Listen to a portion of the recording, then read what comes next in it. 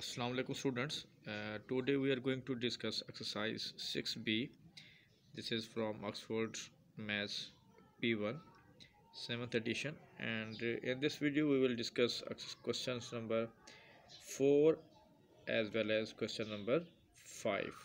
Okay. Okay students, we are going to discuss these questions. Okay.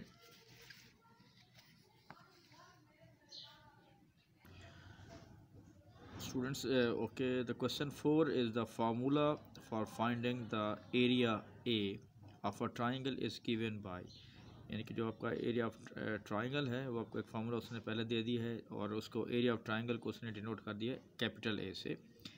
और ये आपने पिछली क्लासेस में भी पढ़ा हुआ है कि area is equal to 1/2 base times height, ठीक है, मल्टीप्लाई बाय हाइट।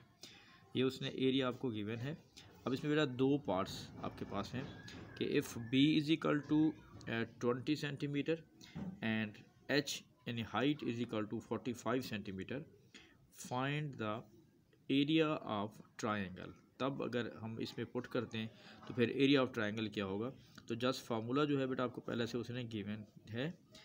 अब 1/2 बेस की जगह पे आपने क्या पुट कर देंगे 20 और height already is given that is 45।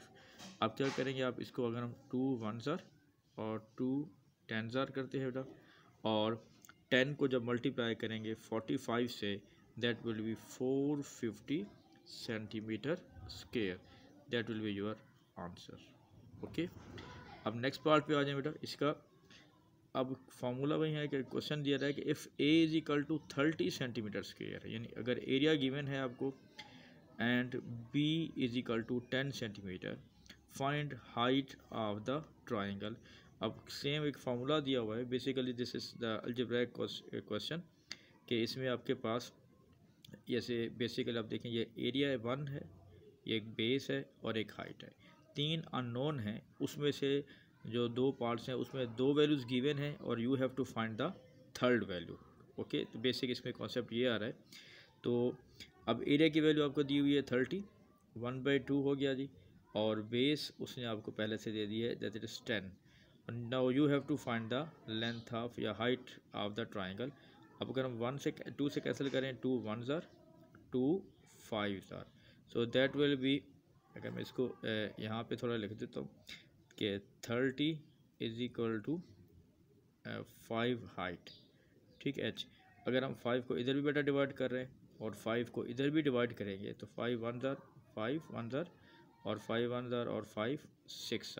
It means that height will be 6 centimetre, ठीक है बेटा। ये इसका आंसर आ जाएगा क्वेश्चन नंबर 4 के हवाले से, ठीक। Okay students, the question 5 is find a formula for each of the following. Basically आपने इसमें करना क्या है कि आपके पास एक यूँ समझ के वर्डिंग्स में आपको दी हुई है, आपने you have to express in a algebraic form, ठीक है। एक स्टेटमेंट दी हुई है आपको और आपने इसको अलजेब्राइक फॉर्म में कन्वर्ट करना है। The question first part is product P of 3 numbers x y and z। अब देखिए बेटा कॉन्सेप्ट ध्यान रखिएगा, product means multiply.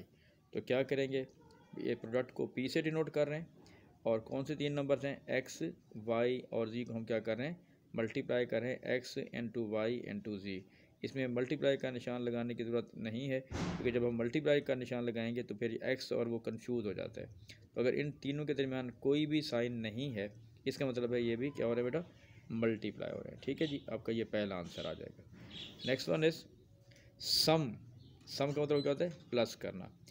s of the square of p and the cube of q, ठीक है जी। अब यहाँ पे इंपॉर्टेंट बात क्या है, स्क्वायर ऑफ p लेना है बेटा आपने एंड क्यूब ऑफ q लेना है। So that will be square of p that is denoted by p square and cube of q that will be denoted by q3। Okay,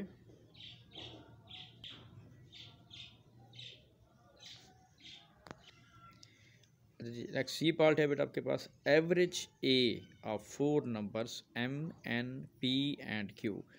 पहले ध्यान रखिएगा average क्या होती है। जब आपने अगर 2 नंबर्स की एवरेज निकालनी है तो उसका कॉन्सेप्ट क्या होता है कि आप दोनों को ऐड करें और 2 पे डिवाइड कर दें। अगर 3 नंबर्स होंगे, ठीक है, यानी जितने नंबर्स हैं उनको प्लस करते हैं और उस पर उतने ही नंबर्स पे डिवाइड कर देते हैं। अब इस क्वेश्चन में क्या दिया हुआ है आपको बेटा, 4 नंबर दिए हुए हैं, m प्लस n, सम करेंगे उनका पहले, और p और प्लस q। अब एवरेज निकालने के लिए सबको 4 नंबर्स हैं, 4 को ऐड करेंगे और 4 पे क्या कर देंगे, डिवाइड कर देंगे, तो that will be the average. ठीक है, तो एवरेज का कॉन्सेप्ट ध्यान में रखना है आपने। अगर 2 नंबर्स होंगे तो 2 को डिवाइड करेंगे और 2 पे डिवाइड करेंगे। 3 नंबर्स होंगे तो तीनों को डिवाइड करेंगे और 3 पे डिवाइड करेंगे, and so on. Okay, next D part है, ये थोड़ा सा उन तीनों पार्ट से ज़रा डिफरेंट है। Time T in minutes for a train journey of A hours and B minutes. अब इसमें ख्याल रखना है कि टाइम टी को आपने टी से शो करना है। इसमें क्या कर रहा है, टोटल आप टाइम देखें कि उसको कितना टाइम लगा है जी उस जर्नी को कवर करने के लिए। A hours लगे हैं जी, ठीक है, और उसको कितना लग रहा है, B मिनट्स लगना है, यानी आपको उसने आवर्स और मिनट्स जो हैं वो A और B की फॉर्म में दे दिए। But you have to give your answer in minutes. तो क्या करेंगे, देखिए जब ये 60, ये 1 आवर है तो 1 आवर में कितने मिनट्स होते हैं जी, 60। तो इसको अगर हम 60 को मल्टीप्लाई कर देंगे A से, that will be converted into minutes, और ये B मिनट्स पहले से दिए हुए हैं। इसका मतलब है जब हम सबको ऐड करेंगे तो that total will be 60A plus B minutes, that will be your answer. Okay, उम्मीद है कि आपको बात क्लियर हो गई होगी बेटा, इसको मज़ीद सॉल्व कर लीजिएगा।